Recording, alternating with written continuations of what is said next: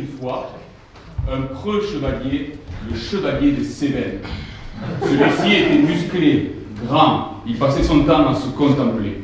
Il regardait ses biceps, ses triceps, ses quadriceps, ses mollets, jusqu'à ses doigts de pied. Il était bien musclé, mais qu'est-ce qu'il était bête. Il n'avait aucune inspiration. Jusqu'au jour où, en se baladant dans la rue, il trouva une petite feuille, un papier, qui dit qu'une petite princesse était perdue de l'autre côté de la vallée. Au début, il ne comprit pas de suite, puisque bien entendu, il est bête. Mais après avoir relu la feuille 2 à 3 fois, il comprit qu'il y avait une sacrée gonzesse à la clé. Il mit le papier dans sa poche, prit son vélo et partit à l'aventure. Notre héros se baladait en forêt, la forêt des Cévennes, et à un moment donné, il tomba sur une hutte. Il toqua à la porte, toc toc toc, pas un bruit. Il retoqua, toc toc toc,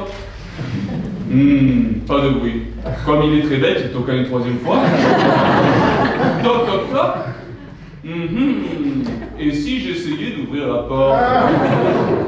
Il ouvrit la porte et il vit derrière la porte un druide en train de concocter une potion magique. Celui-ci paraissait très intéressé par la potion. Le druide lui en fit alors une petite fiole. Mais il lui dit: attention, tu m'as l'air un peu bête. Tu ne bois qu'une seule goutte lorsque tu en as besoin. C'est une goutte pour 80 kilos. Le chevalier dit alors oui et repartit à la conquête de sa belle princesse. Il s'en alla, dit au revoir au druide 3 fois, puisqu'il est bête. Et il repartit à la conquête. Sur la route, il avait très soif. Et il avait surtout oublié son vélo.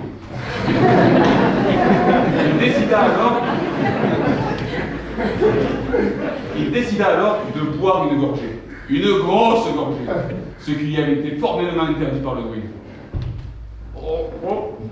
Ah. Il commença à se sentir un peu fébrile. Il marchait, mais en même temps il dansait la Macarena. Il marchait, les yeux fermés, il marchait, et il se prit une porte. Oh, c'était la porte de la maison de la princesse. Cette fois-ci, il ne toqua pas, il ouvrit la porte. Il vit la princesse juste derrière la porte, qu'il venait sauver, mais il ne sut quoi lui dire puisqu'il n'avait pas d'inspiration. Fin de la porte!